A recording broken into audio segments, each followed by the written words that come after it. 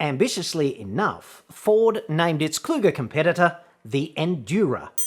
Now they've boned it in Australia, less than 2 short years after its initial release.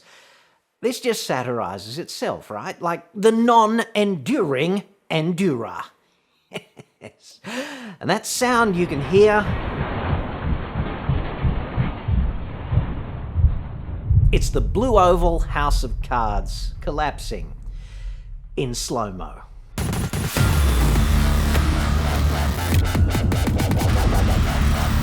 I'm John Cadogan from AutoExpert.com.au, and I get new cars cheap for buyers here in Australia. Website for that, obviously, but now a report on not buying a particular car no matter how cheap it seems.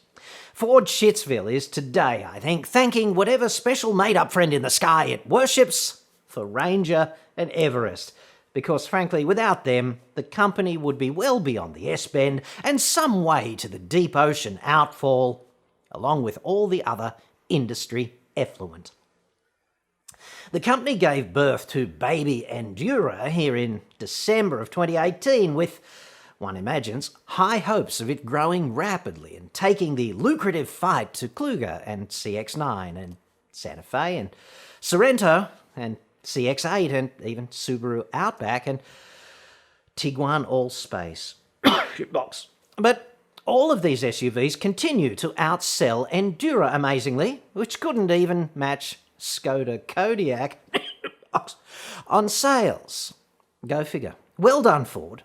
Hashtag consistency.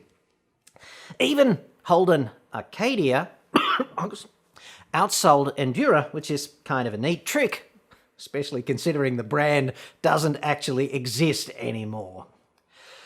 So far this year, right, Toyota's uber-popular Kluger is living proof that mediocrity is the recipe for outright success in 7-seat SUVs. Mediocre Kluger outsold non-enduring Endura by more than 7-1, amazingly. CX-9 outsold it by more than 5-1. This is a race with absolutely no need for any video referee. Ford's marketing is so bad that I'm tipping most SUV buyers don't even know that non-enduring Endura ever frigging existed. And now, of course, it doesn't. Not being able to sell a large SUV in Australia is like not being able to drink 100 long necks of VB every hour, or being unable to find a venomous reptile within 10 feet of the back door. In your fongs, mate. And I'm kind of picturing everyone from an alternative English-speaking country viewing out there and going, what are fongs, mate? If you come here, you need to learn to speak fluent Bogan to fit in, if that's what you want. There you go, mate. Kind of thing. Not being able to sell a large SUV here in Australia is unfriggin' Australian. So, Ford has boned this somewhat unappealing vehicle after selling only 1,015 non-enduring Enduras, and I wouldn't want to be one of those owners or the 1,986 other punters who bought a non-enduring Endura in the late part of 2018 or across 2019. Nobody statistically wanted a non-enduring Endura new, so nobody statistically is going to want yours at resale time, used with 3 years of your accumulated residual farts infused into the seat fabric. Yes. The term depreciation dog springs to mind, and buying a depreciation dog is, of course, a great way to burn cash. And I want you to know that this is not merely idle speculation in this case, right? Because according to Redbook, if you had purchased in 2018 a range-topping non-enduring Endura, a titanium variant, at launch for about 68 grand before on-road costs, it would trade for about $38,800 today on average. Therefore, you would burn just over $29,000. That's a sizable wad of cash.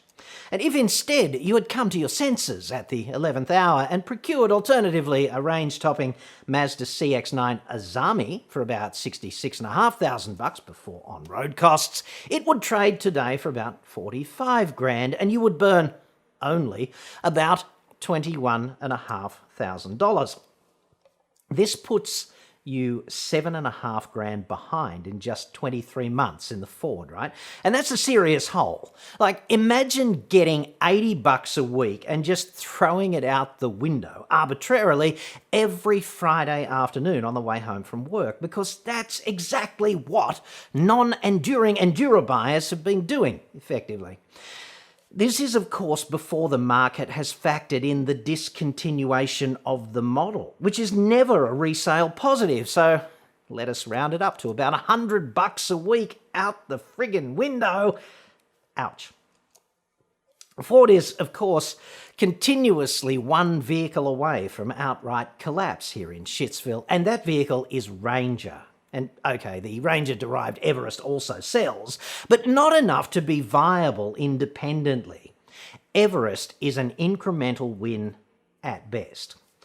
Escape has sold only 113 vehicles more than Endura so far this year, so if non-enduring Endura atrophied over the threshold of commercial collapse at 1,015 sales, Escape must at least have its toes over the friggin' edge on 1,128 sales so far this year.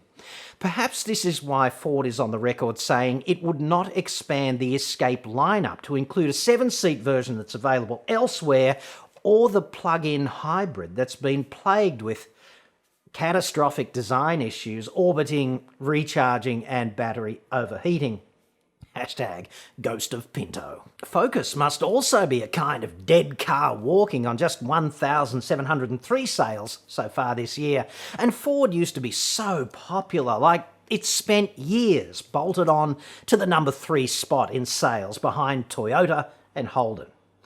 Like Holden though, Ford really went above and beyond is in the domain of unacceptable behaviour this century. Unacceptably arrogant and brain-bendingly self-entitled, not to mention moral compass desperately in need of calibration in the area of taxpayer support and what we got as a return on investment for that. What a way to burn its reputation and the brand with such formerly profound mainstream appeal. Incredible to watch, frankly, as a commentator. Entertaining, but in a sad and sobering way. This is really not a hit piece either, I'd suggest. It's just not. The facts are inconvenient for Ford here, and certainly they won't like them, but hey, they're still facts. And I urge you not to ignore them if you are thinking about buying a new car anytime soon. This is advice for you about not buying a Ford in the domain of basic risk management, like financial risk management.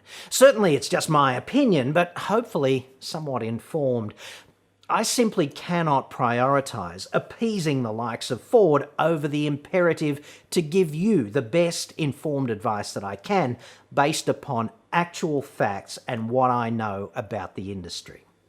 And hey, the kindest I can be here to Ford is to say to you that it is probably okay to buy a Ranger or an Everest. There's reasonable demand for them used, and this will prop up the value, right? But as for the rest of the SUVs and all of the cars bearing that blue oval badge, the risk of your resale value making like Dresden on February the 15th of 1945 over the next 3 to 5 years is rather high. Some would say unacceptably high, and frankly, I would be one of those saying that. You might like to think of this as a kind of automotive intelligence test. If you think that buying the last of the non-enduring Enduras is a good idea, or most of the rest of the Ford lineup, essentially, you fail this test.